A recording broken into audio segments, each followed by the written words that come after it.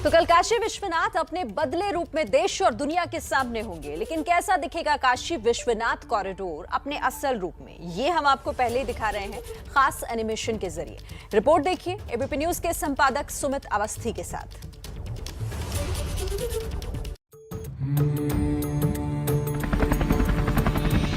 भोले बाबा को तो मुक्ति मिलेगी, मैं आया नहीं हूं, मुझे बुलाया है।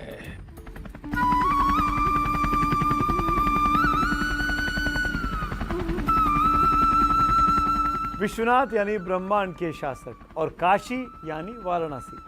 नमस्कार, मैं हूं सुमित अवस्थी और आप मेरे साथ वाराणसी के काशी विश्वनाथ मंदिर के इस वक्त दर्शन कर रहे हैं। जो जगह कभी अपनी तंग गलियों की वजह से जानी जाती थी, लेकिन आज वाराणसी की तस्वीर बिल्कुल बदल चुकी है। काशी विश्वनाथ का दिव्य भव्य स्वरूप अब आपके सामने है। जहां पर काशी विश्वनाथ विराजे हैं, वहां महादेव भी हैं, माँ गंगा भी और मोक्ष भी। ये वही बनारस है जिसके बारे में एक बार अमेरिकी लेखक मार्क ट्वेन ने कहा था, बनारस इतिहास से भी पुराना है और परंपराओं से भी प्राचीन, किंवदंतियों से भी पुराना है। एक जीवंत शहर अपने भीतर इतनी सदियों को संजोए हुए ये दुनिया का अजोड़ नगर है। आज इसी अजोड़ नगर की बेजोड़ कलाकृति से आपको रूबरू कराने आए हैं। इसी बनारस के घाट से सामने बन चुके इस अद्भुत रचना संसार तक आपको ले चलेंगे। पहली बार एबीपी न्यूज़ आपको इस अलौकिक धाम के दर्शन कराने जा रहा है। अभी आसमान से जो आप बनारस की बदली हुई तस्वीर देख रहे हैं, फिजा देख रहे हैं, इनमें यात्रियों की सुविधाओं का भी बेहतरीन इंतजाम किया गया है। तो बनारस की महक भी इस पूरे नए कॉरिडोर में शामिल है। तो आसमान से दर्शन के बाद अब आपको लिए चलते हैं सबसे पहले माँ गंगा के किनारे, जहां से ले चलेंगे आपको उस सफर पर जिसमें पूरा काशी विश्वनाथ कॉरिडोर आप हमारे साथ वर्चुअली देख पाएंगे। और अब मैं आ गया हूं मणिकर्णिका घाट के सामने, जिसे मोक्ष का द्वार भी कहा जाता है। इसी के बगल में जलासेन घाट है और ये साथ में है ललिता घाट। और ऐसी मान्यता है कि बाबा भोलेनाथ की जटाओं से निकल कर आई माँ गंगा जब काशी पहुंची तो 11 किलोमीटर लंबे अर्ध चंद्रमाकार यानी आधे चंद्रमा की तरह बने घाटों के पांव वो पखारती रहीं। तब इन्हीं घाटों से बाबा विश्वनाथ के साक्षात दर्शन हो जाया करते थे। लेकिन गुजरते वक्त के साथ इस इलाके में भक्त भी बढ़ते गए और निर्माण भी बढ़ता गया। गलियां तंग होती गईं, बड़ी बड़ी इमारतें बन गईं, दुकानें, घर, इन सब के निर्माण हुए। और इन सब के बाद बाबा का मंदिर आता था, यानी सीधे माँ गंगा से बाबा का मंदिर नहीं दिखाई देता था। लेकिन 225 साल के बाद माँ गंगा और बाबा विश्वनाथ के बीच कोई विघ्न ना रहे, ये सपना पीएम मोदी ने देखा और 2 साल पहले इस कॉरिडोर का निर्माण कार्य शुरू किया गया।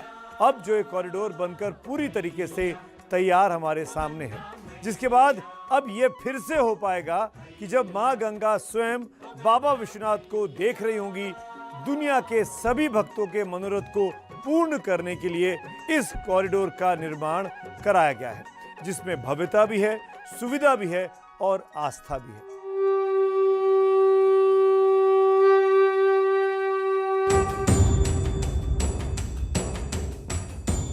तो आइए शुरुआत इन्हीं सीढ़ियों के साथ करते हैं, घाटों से लेकर आगे कॉरिडोर तक। इसमें Makrana marble, Kota granite, Mandana stone और चुनार का लाल बलुआ पत्थर लगाया गया है। यानी बदलाव की शुरुआत इन कदमों से हो चुकी है। मेरे बाईं ओर इस तरफ इमारत में रिचुअल वुड स्टोर है। इसमें मोक्ष के लिए लकड़ियों का इंतजाम होगा, जबकि यहाँ पर मेरे दाईं तरफ पर एक हेरिटेज लाइब्रेरी है, जिसमें वेद, पुराण और अध्यात्म से जुड़ी हुई तमाम किताबें रखी जाएंगी और इनके संरक्षण के लिए एक संस्था को बाकायदा जिम्मेदारी दी जाएगी। मेरे बगल में गंगा व्यू कैफ़े है। देश विदेश से आने वाले तमाम सैलानी सुविधाओं का इस कैफ़े में ध्यान रखा गया है। इसमें कॉफ़ी मिल पाएगी, तमाम खाने पीने की चीज़ें होंगी, ताकि एक अच्छी सुविधा आम व्यक्ति को, आम सैलानी को, आम दर्शनार्थी को मिल सके। अब आप जो मेरे पीछे ये सीढ़ियाँ देख रहे हैं, ये सीढ़ियां हमें बाबा भोलेनाथ के दरबार तक लेके जाएंगी। लेकिन आपको दिखा दें कि इसके ठीक बगल में स्वचालित सीढ़ियां भी बनाई गई हैं, जिसके जरिए बच्चे, बूढ़े, बुजुर्ग जो हैं, महिलाएं जो हैं, दिव्यांग जो हैं, वो ऊपर मंजिल तक पहुंच सके। तो ये जो एस्केलेटर है ना, यानी स्वचालित सीढ़ियां, जिस इमारत का हिस्सा है, दरअसल वो एक मल्टीपर्पस हॉल है और इसमें हर तरीके के कार्यक्रमों का आयोजन किया जा सकता है। जैसे किसी का सम्मान समारोह हो, कोई किताब के रिलीज का फंक्शन हो। इस मल्टीपर्पस हॉल में नीचे और ऊपर यानी 2 हॉल बने हुए हैं, जिसमें आराम से 500 से 1000 लोगों के बैठने की व्यवस्था है। इसी मल्टीपर्पस हॉल के ठीक सामने की ओर एक वैदिक केंद्र भी बनाया गया है, जहाँ पर वेद के पठन पाठन का कार्यक्रम लगातार चलता रहेगा। आचार्य वेद पुराण का पाठ कराएंगे। और आगे बढ़ते हुए आपको बताते चलें कि यहाँ से मंदिर परिसर तक के जिस कॉरिडोर का निर्माण किया गया है, उसमें सड़क 320 मीटर लंबी और 20 मीटर चौड़ी बनाई गई है। अब इन्हीं सीढ़ियों से हम ऊपर की ओर जाएंगे और आगे की इमारतों के बारे में पूरी जानकारी आपको इसी तरीके से तफसील से बताते रहेंगे। और अब हम आ चुके हैं वाराणसी गैलरी के ठीक सामने, जहां पर काशी के घाटों से लेकर पूरे शहर तक का पूरा व्याख्यान आपको देखने को मिलेगा। मंदिर का इतिहास होगा, बाबा की महिमा की बात होगी, काशी की संस्कृति और सबसे ज़्यादा ये कि दुनिया भर से जो लाखों सैलानी भक्त यहाँ आएंगे, उनको इस इतिहास से और इसके वर्तमान के से रूबरू कराया जाएगा। करीब 400 मकानों को हटाकर यहाँ पर इस भव्य कॉरिडोर का निर्माण कराया गया है और इन मकानों और आसपास की जब चीज़ें हटाई गई तो उनके अंदर से सैकड़ों साल पुराने छोटे बड़े मंदिर मिले हैं। ऐसे करीब 127 मंदिरों का संरक्षण इस कॉरिडोर में कराया गया है।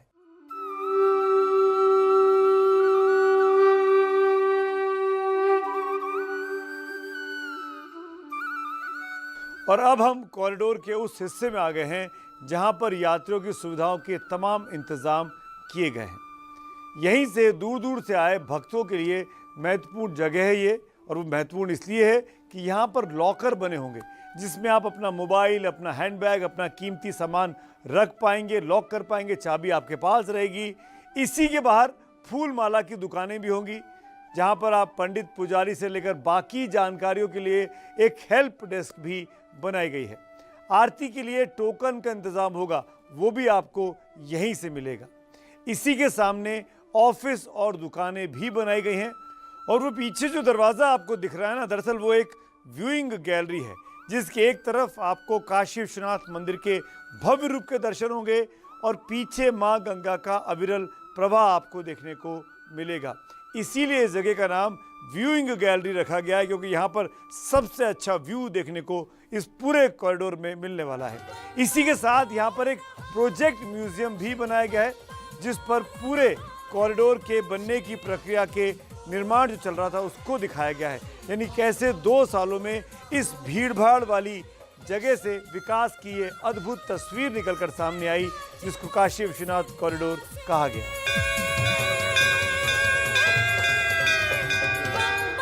और अब हम आ चुके हैं कॉरिडोर के उस हिस्से पे जहां पर दर्शन से पहले या बाद में आकर भक्त रुक सकते हैं। यह है मंदिर चौक। जैसे शहर में, आपके शहर में भी हो सकता है हो, इस तरह के चौक चौराहे होते हैं ना, उसी अंदाज में इस जगह का निर्माण कराया गया है। मंदिर चौक को तैयार किया गया है। मकसद बहुत साफ है कि यहाँ बैठकर लोग आराम से ध्यान कर सकें, रेस्ट कर सकें, चाहे दर्शन करने के पहले हो या फिर दर्शन करने के बाद। तो आप जब इस मंदिर चौक पर होंगे तो एक तरफ तो आपको मंदिर में पहुंचने के रास्ते होंगे, दूसरी तरफ माँ गंगा होंगी। जैसे शहरों में चौराहे होते हैं ना, ठीक उसी तरह का एक चौराहा बनाया गया है। इसमें चारों तरफ जाने के अलग अलग रास्ते बनाए गए हैं। यहाँ तक कि आप पुराने बनारस की जो गलियाँ और सकरी गलियाँ होती थी, उस तरफ अगर आपको जाना हो तो वो रास्ते भी इस चौराहे से निकाले गए। और अब हम आ चुके हैं मंदिर परिसर के बिल्कुल अंदर की तरफ। कुछ महीनों पहले तक जब तक आप मंदिर के पास नहीं आ जाते थे, तब तक आपको बाबा काशी विश्वनाथ के दर्शन नहीं होते थे। लेकिन अब आपको मंदिर चौक से ये भव्यता दिखाई देने लगती है। यहाँ पर 4 बड़े द्वार बनाए गए हैं जो चारों दिशाओं में हैं, पूरब, पश्चिम, उत्तर, दक्षिण। बाबा विश्वनाथ मंदिर आने के लिए पहले 4 द्वार हुआ करते थे, लेकिन अब उन्हें बढ़ाकर 7 कर दिया गया है।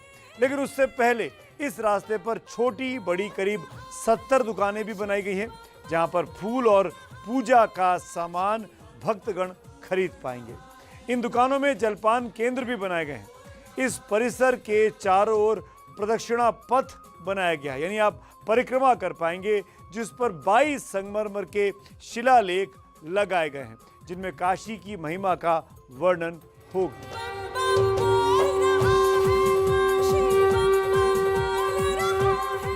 और अब हम आ चुके हैं काशी विश्वनाथ मंदिर के ठीक पास। देश के 12 ज्योतिर्लिंगों में से एक है काशी विश्वनाथ का यह मंदिर। जैसे कैलाश मानसरोवर को भगवान शिव का घर माना जाता है, उसी तरीके से काशी को उनकी राजधानी कहा जाता है, जहां से वो पूरे ब्रह्मांड की रक्षा करते हैं। जैसा मैंने आपको शुरू में भी बताया था, यहीं से सृष्टि का संचालन करते हैं भगवान शिव। इसीलिए एक साथ इस इलाके में 5 मंदिर इस पूरे प्रांगण में दिखाई देते हैं, जो एक साथ एक कतार में हैं। सबसे पहले दंडपाणि जी का मंदिर है, उसके बाद भगवान बैकुंठ का मंदिर है, जो भगवान विष्णु को समर्पित है। इसी के बगल में देश के 12 ज्योतिर्लिंगों में से एक काशी विश्वनाथ मंदिर आप देख सकते हैं। इसके बाद तारकेश्वर जी महाराज और भुवनेश्वर जी महाराज का मंदिर है। वो मां पार्वती और उनके दोनों बेटों भगवान गणेश और कार्तिकेय को समर्पित है। पहले 20 से 25 हजार श्रद्धालु रोजाना यहाँ पर आकर दर्शन करते थे, लेकिन अब इस विशाल कॉरिडोर का निर्माण होने के साथ 2 लाख भक्त एक साथ इस इलाके में आ पाएंगे और दर्शन भी कर पाएंगे। लेकिन इन सब के बीच में एक महत्वपूर्ण बात आपको जरूर बताऊं कि इस पूरे कॉरिडोर निर्माण के दौरान जो गर्भगृह है, उसके साथ बिल्कुल भी छेड़छाड़ नहीं की गई है। जो जैसा था वो सदियों से वैसा ही आपको इस बार भी देखने को मिलेगा।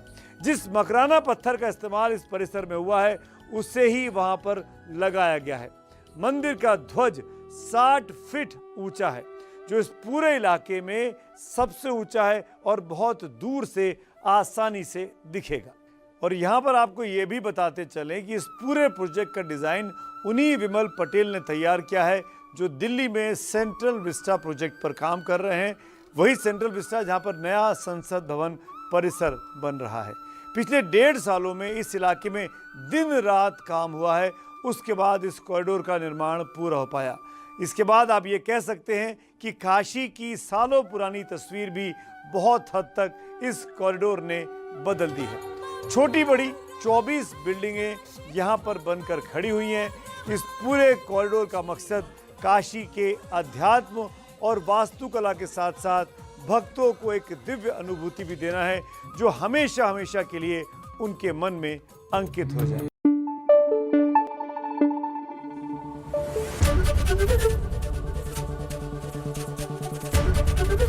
एबीपी न्यूज़ आपको रखे आगे।